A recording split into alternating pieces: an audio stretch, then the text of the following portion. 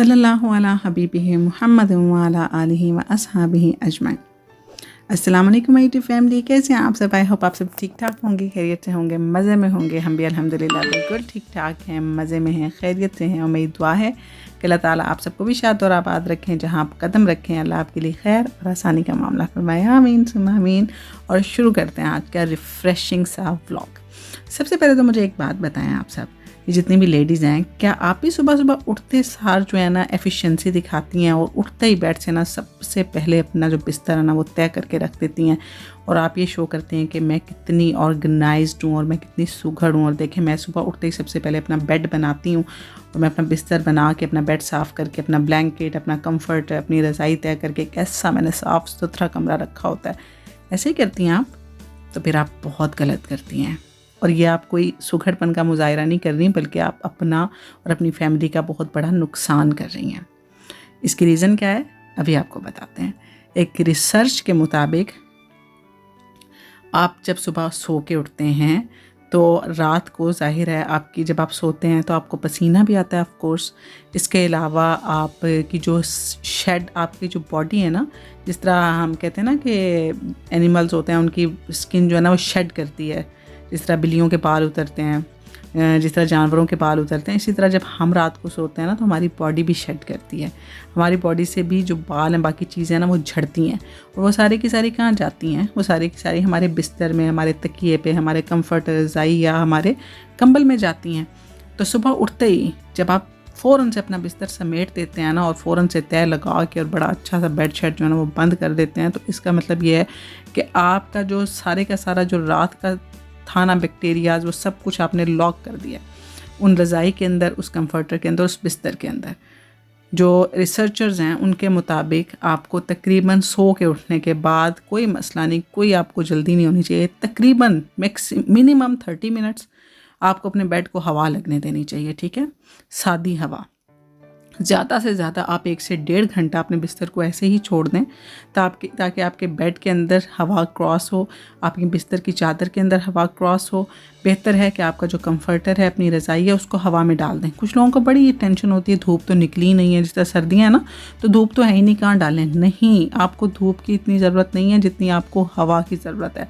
आप किसी खुली जगह पे अपनी रज़ाई, कंबल, कंफर्टर को डाल दें ताकि उसके अंदर से हवा क्रॉस हो, ताकि रात को जो आपको पसीना आया है, जो आपकी स्किन शेड हुई है, वो सारी की सारी चीज़ें जो हैं वो जिस तरह हवा उसके अंदर से क्रॉस होगी तो ये सारी चीज़ें ऑटोमेटिकली ख़त्म हो जाएंगी। इसी तरह अपने बिस्तर को, ये नहीं है कि जी बिस्तर बना के और रज़ाई उसके ऊपर रख दी, रज़ाई को हटा दें और बिस्तर को खुला छोड़ दें, ठीक है, चादर वगैरह ठीक करके बिस्तर को खुला छोड़ दें ताकि उसके अंदर से हवा क्रॉस हो।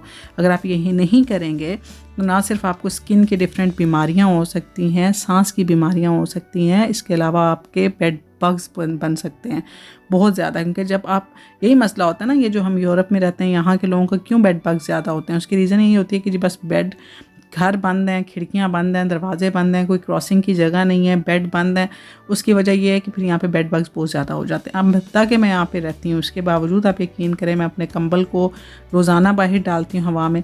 मैं अपने बच्चों की जो कंफर्टर्स हैं उनको बाहर डालती हूँ, क्योंकि आपको पता है कि हम जो है ना सिर्फ अकेले, ज़ाहिर हस्बैंड वाइफ जो हैं बाजू का एक कंबल में सो रहे होते हैं, बाजू का बच्चे जो हैं वो एक ही कंबल जो है ना वो शेयर कर रहे होते हैं, तो एक दूसरे की जो होती हैं बैक्टीरियाज, एक दूसरे की जो स्वेटिंग होती है वो सब कुछ एक ही कंबल में घुस जाती है, एक ही चीज़ में घुस जाती है। और इस चीज़ को आप दोबारा रात को जब लेते हैं बार बार, उसके अंदर से किसी किस्म की कोई हवा की क्रॉसिंग नहीं हो रही होती, कि कुछ नहीं हो रहा होता, तो वो आपके लिए बहुत ज़्यादा ख़तरनाक साबित होता है, ठीक है। ना सिर्फ आपके लिए, आपकी स्किन के लिए, जो स्किन एलर्जीज़ होती हैं, ये ख़ारिश होती है, एक्जिमा होता है, इसके अलावा बेड बग्स होते हैं, इसके अलावा मतलब बहुत सारी ऐसी चीज़ें हैं जो आपको इन सारी चीज़ों से इरिटेट कर सकती हैं। अब मेरी अपनी सिस्टर, उसको एलर्जी है, वो रात को आप यकीन करें कि अपनी बेडशीट के ऊपर एक और सादी बेडशीट बिछा के सोती है। अगर वो उसी बेडशीट पे सो जाए ना तो सुबह तक उसकी पूरी स्किन जो है ना उस पर रैश हो जाता है।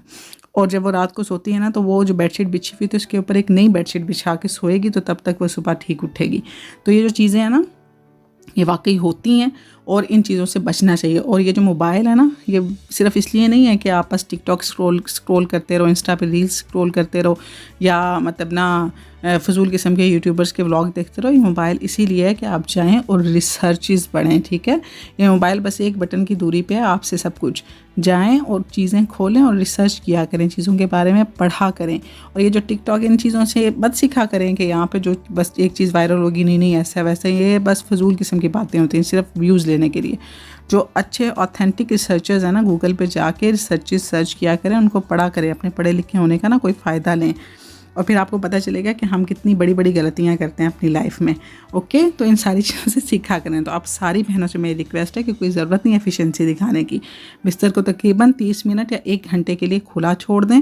कंबल वगैरह को बाहर डालें हवा में, ताकि उसमें से हवा क्रॉस हो। बेशक धुंध है, बेशक बारिश हो रही है, अंदर डाल दें कहीं पर, लेकिन ये कि खुला करके डालें ताकि उसमें से हवा क्रॉस हो, ठीक है। ये मेरी टिप हमेशा याद रखिएगा, ये आपकी ज़िंदगी को संवार देगी। उसके बाद जनाब, मैं जो मर्ज़ी करना है, मेरा छोटा बच्चा जो है ना, ये मुझे कहीं सुकून नहीं लेने देता।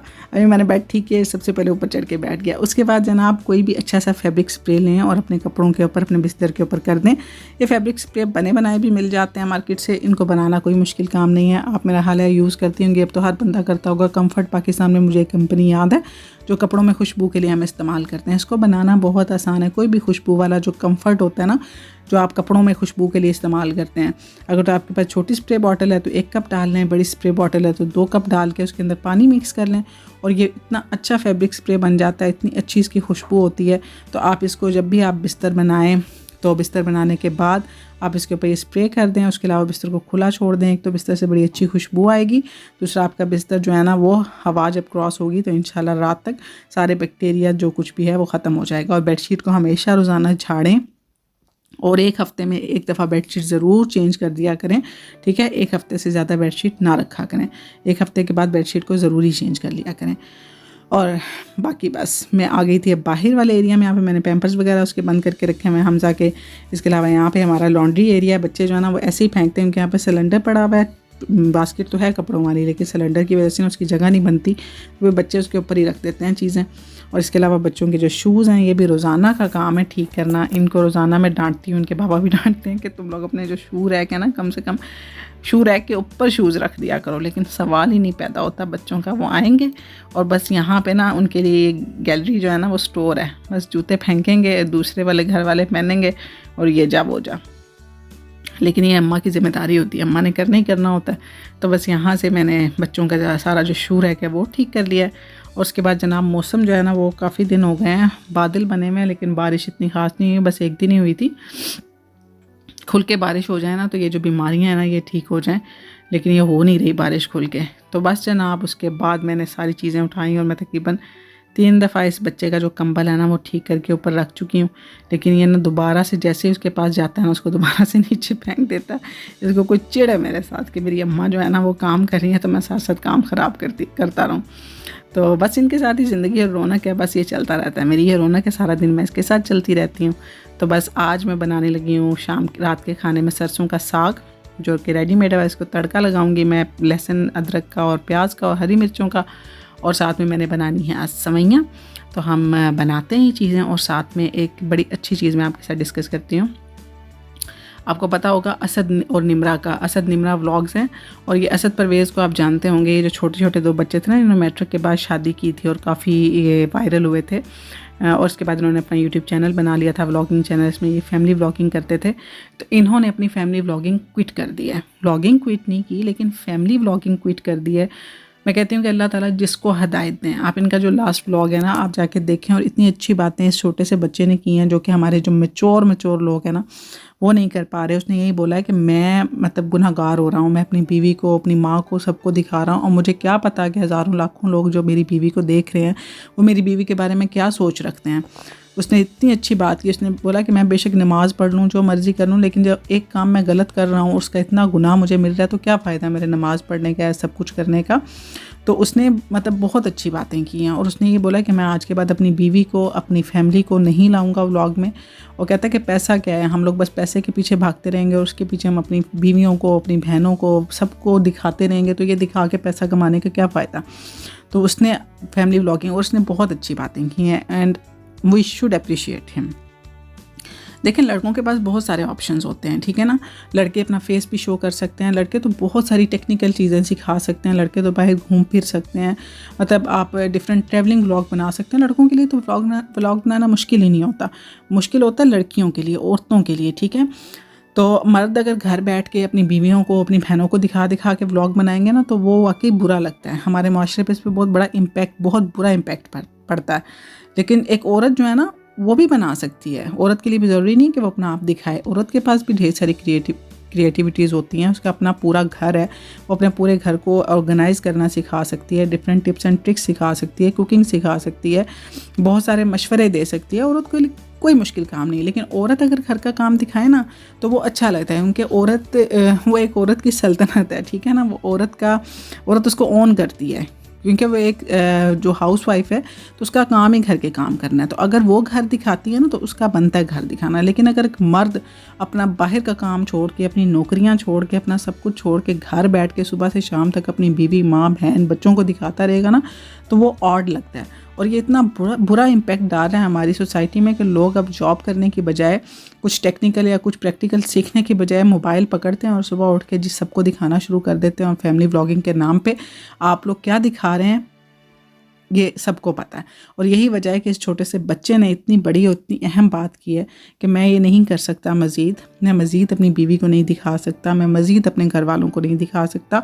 अब वो यही कह रहा है कि मैं कोशिश करूँगा कि मैं कुछ आइडियाज़ लेके आऊँ, आपके लिए कुछ डिफरेंट लेके आऊँ, तो आप मेरे साथ, मतलब, और मैं सबको यही कहूँगी कि आप देखें उनके व्लॉग। वो आपको जो भी दिखाते हैं, आपको ऐसे लोगों को अप्रिशिएट करना चाहिए जो ऐसी चीज़ों को क्विट करके किसी अच्छी चीज़ की तरफ आ रहे हैं। अल्लाह ताला बाकी सबको भी हिदायत दें कि आप करें, आप बेशक बनाएं व्लॉग्स, लेकिन ये है कि अच्छे क्रिएटिव व्लॉग बनाएं, अपनी बहनों से निकलें, अपनी बीवियों से निकलें, अपनी मतलब फैमिली से निकलें। खुदा का नाम है, ये नाच गाना, ये हनीमून्स, ये बच्चे, ये प्रेगनेंसी, इन सब से निकल के ना, खुदा का नाम है, कोई लोगों को काम की चीज़ सिखाएं, कोई ऐसी चीज़ लोगों को बताएं कि चलें वो बेशक व्लॉगिंग ही कर लें, ठीक है। आप लोगों को शौक़ है यूट्यूब पे आने का, बेशक कोई यूट्यूब पे आए, लेकिन कुछ ऐसा करें जो उनके काम का हो, जो उनको सूट करता हो, ठीक है ना।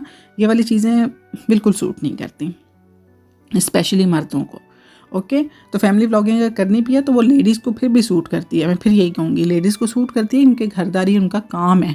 वो कुकिंग दिखा सकती हैं, वो क्लीनिंग दिखा सकती हैं, वो ऑर्गेनाइजिंग सिखा सकती हैं, लेकिन मर्दों का ये काम नहीं है। खुदा का नाम है, कुछ गैरत से काम लें, कुछ शर्म से काम लें कि मर्दों का काम ये नहीं है।